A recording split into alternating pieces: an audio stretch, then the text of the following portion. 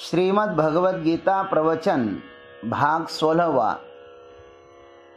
ओम त्र्यंबकं यजामहे सुगंधिं पुष्टिवर्धनम् उर्वारुकमिव बन्धनान् मृत्योर्मुक्षीयमामृतात्। सदाशिवसमारम्भान् शङ्कराचार्यमध्यमाम् अस्मदाचार्यपर्यन्तां वन्दे गुरुपरम्पराम्। वसुदेवसुतं देवं कंसचानूरमर्दनं देवकी परमानन्दं कृष्णं वन्दे जगद्गुरुं। धृतराष्ट्र के मामकः इस प्रश्न का उत्तर संजय ने पिछले 12 श्लोकों में अर्थात 2 से लेकर 13वें श्लोक तक दिया है।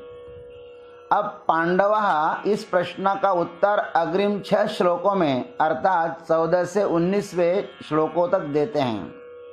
सर्वप्रथम 14वां श्लोक। ततः श्वेतैर्हयैर्युक्ते महति स्यन्दने स्थितौ माधवः पाण्डवश्चैव दिव्यौ शङ्खौ प्रदध्मतुः। ततः श्वेतैः हयैः युक्ते महति स्यन्दने स्थितौ माधवः च पाण्डवः एव दिव्यौ शङ्खौ प्रदध्मतुः।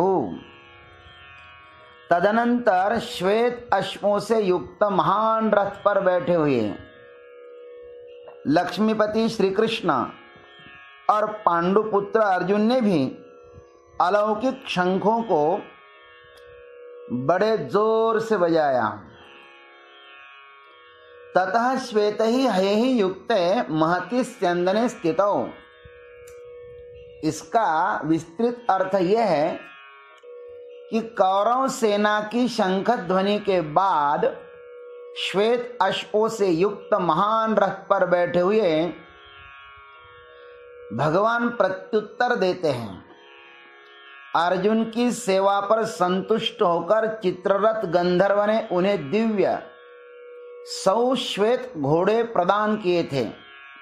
उनका वैशिष्ट्य यह था कि वे सर्वगामी थे तथा उनमें से चाहे जितने मरे वे 100 ही रहते थे।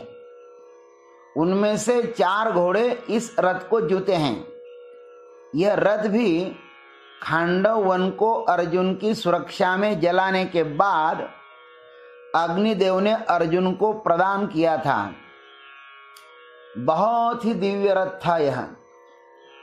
इस पर एक 4 कोस लंबी ध्वजा है जो कहीं पर भी अटकती नहीं है। इसी पर हनुमान जी विराजमान रहते हैं। ज्ञानेश्वर महाराज ने इस रथ का बहुत ही सुंदर वर्णन किया है। हो का निजसार विजयाचे कीते भांडार महातेजाचे जेथ गरुडाचे जावळीचे कातले चारी जेथ अश्ववाहको आपण वैकुंठीचा राणा जान तया रथाचे गुण काय वर्णू ध्वजस्तंभावरी वानरू जो मूर्तिमंत शंकरू सारथी शारंगधरू अर्जुने सिंह। जो रथ विजय श्री का सार है और महातेज का खजीना है और जिसको गरुड़ वेग से दौड़ने वाले 4 घोड़े जूते हैं और जो रथ पंख वाले मेरू के समान सुशोभित हो रहा है उसका देदीप्यमान तेज चारों 10 दिशाओं में व्याप्त हो रहा है। प्रत्यक्ष वैकुंठाधिपति भगवान श्री कृष्ण जिस रथ के सारथी हो उस रथ का वर्णन क्या मेरे से होगा? अर्थात नहीं। जिसके ध्वज पर साक्षात मूर्तिमंत शंकरी हनुमान जी के रूप में बैठे हो और बड़े ही प्यार से वैकुंठ के राणा शारंग धनुषधारी श्री कृष्ण उस रथ का सारथ्य कर रहे हो, अद्भुत है ये प्रभु का भक्त प्रेम। भक्त अर्जुन को मालिक बनाकर स्वयं सेवक बन गए हैं। प्रेम के बस अर्जुन रथ हाँ क्यों भूल गए ठकुराई सबसे ऊंची प्रेम सगाई, सबसे ऊंची प्रेम सगाई। प्रेम के बस अर्जुन रथ हाक्यों, प्रेम के बस अर्जुन रथ हाक्यों, भूल गए ठकुराई। सबसे ऊंची प्रेम सगाई, सबसे ऊंची प्रेम सगाई। जिस पक्ष में परमात्मा का ही इतना बड़ा समर्पण है, तो फिर औरों की क्या कथा भाई। पांडव पक्ष उत्साह से भरा हुआ है, अतः यही उत्साह उन्हें विजय श्री प्रदान करने में समर्थ होगा। आत्मशक्ति या आत्मविश्वास से भरा व्यक्ति ही जीवन में सफल होता है, फिर उनका पक्ष भले ही छोटा ही क्यों न हो। संसार में जो भी सफलता के शिखर पर चढ़ा है, वह केवल आत्मबल के कारण ही। आत्मबल यदि प्रबल है तो आने वाले विघ्न चाहे जितने सबल हो, तो भी सफल आत्मबलवान ही होता है। कौरव सैन्य के सेनापति भीष्म के भीषण शंख ध्वनि का प्रत्युत्तर अर्जुन रथ पर सारथी के रूप में विराजमान लक्ष्मीपति दे रहे हैं, सेनापति धृष्टद्युम्न नहीं। माधवः च पांडवः एवं दिव्य शंखौ प्रदद्मतुः। लक्ष्मीपति श्री कृष्ण और पांडुपुत्र अर्जुन ने भी अलौकिक शंख को बड़े जोर से बजाया। माधव किसे कहते हैं? मां माने माया और धव माने पति।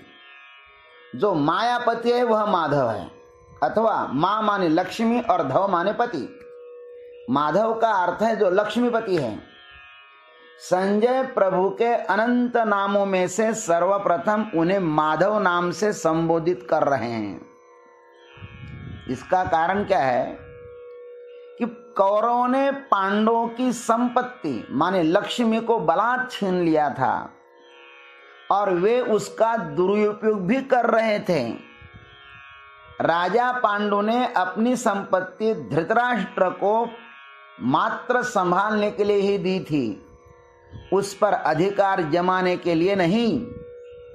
वैसे ही परमात्मा ने भी हमें यह शरीर, धन, पद आदि जो कुछ भी दिया है वह केवल संभालने के लिए ही दिया है, किंतु यह अंधा अज्ञानी जीव इसे बलात् अपने अहंकार की परिपुष्टि का साधन बनाता है और बलात् दूसरों की संपत्ति पर अपनी ही मालकियत स्थापित कर धृतराष्ट्र यह नाम सार्थक कर लेता है।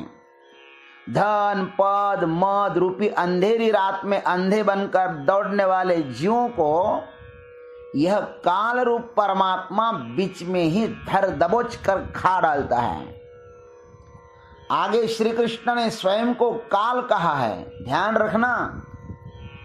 आगे चलकर इसी श्री कृष्ण ने अपने को काल, महाकाल कहा है। कालोस्मि लोक क्षयकृत प्रवृद्ध। यहां पर परमात्मा सारथी के रूप में कौरवों का काल बनकर ही आए हैं। अब समस्त युद्ध रूप चक्र श्री कृष्ण की धुरी पर ही भ्रमण करने वाला है। कौरव सेनापति के शंख ध्वनि का प्रत्युत्तर पांडव सैन्य के सेनापति को ही देना चाहिए था, किंतु ऐसा नहीं हुआ। धृष्टद्युम्न का शंख बजाने में 7वां नंबर है। सर्वप्रथम तो परमात्मा ही शंख ध्वनि करते हैं। बहुत ही रहस्यमय संकेत प्राप्त होता है इस घटना से।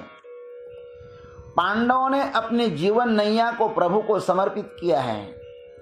सारथी का अभिप्राय भी यही है, जो भगवान को अपना जीवन सौंप देता है, भगवान उसका जीवन चलाते हैं। योगक्षेमम वहाम्यहम्।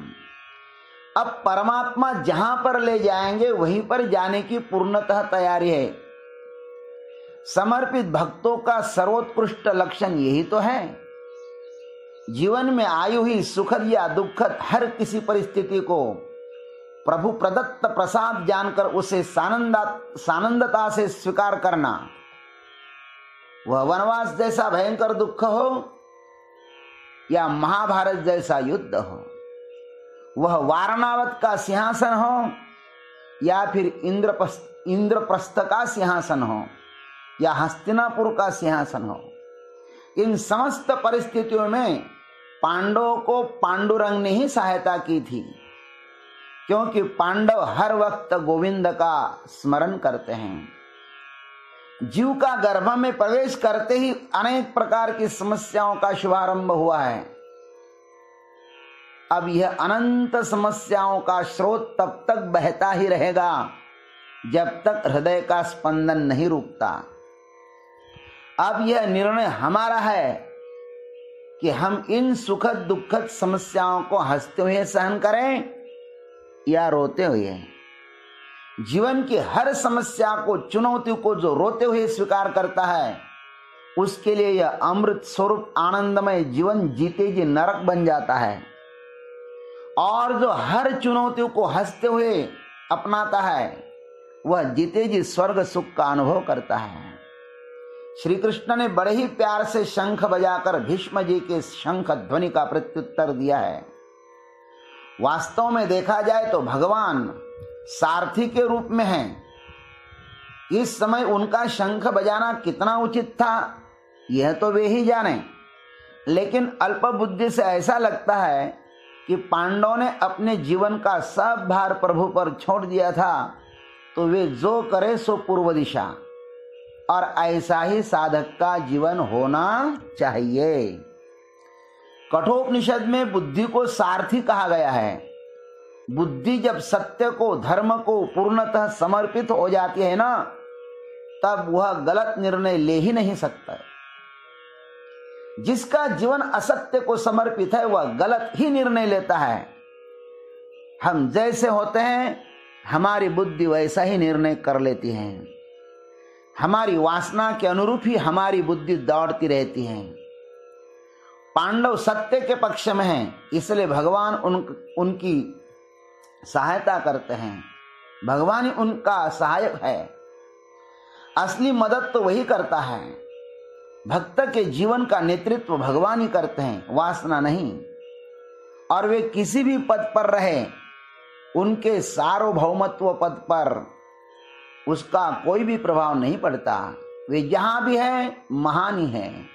गोकुल में दही दूध मक्खन चुराते हो, अथवा गायें चराते हो, या गोपियों के साथ रासलीला खेलते हो, या अब अर्जुन के सारथी हो, सूरज कहीं भी रहे प्रकाशवान ही होता है। धर्म की सहायता भगवान करते हैं। वही धर्म भीम के रूप में बलवान है, अर्जुन के रूप में सरल एवं पुरुषार्थी है, नकुल के रूप में भले ही कुलहीन हो, क्योंकि परमात्मा कुल को देखते भी नहीं है, उर को देखते हैं कि भक्त का हृदय कैसा है। हृदय यदि निर्मल है तो प्रभु सहदेव के रूप में उसके सहायक है। ये 5 बातें, धर्म, भीम, अर्जुन, नकुल और सहदेव, जिस पक्ष में होते हैं, विजय उनकी ही होती है। इसलिए तो अर्जुन के रथ को विजय रथ कहते हैं। धर्म एव हतो हंति, धर्मो रक्षति रक्षितः, तस्मात् धर्मो न हंतव्यः, मान धर्म हतवधित। हम धर्म का नाश करें तो धर्म हमारा नाश करता है, और हम धर्म की रक्षा करें तो धर्म हमारी रक्षा करता है। अतः हम धर्म का नाश न करें और धर्म भी हमारा नाश न करें। यह नियम है कि यतो धर्मः ततो जयः। धर्म की रक्षा के लिए बल चाहिए, दृढ़ आत्मविश्वास चाहिए और दृढ़ इच्छा शक्ति भी चाहिए। नैव आत्मा बलहीनेन लभ्य। निर्बल व्यक्ति परमार्थ नहीं कर सकता। परमार्थ करने के लिए आध्यात्मिक बल चाहिए, आध्यात्मिक शक्ति चाहिए। ओम तत्सत। आज इतना ही।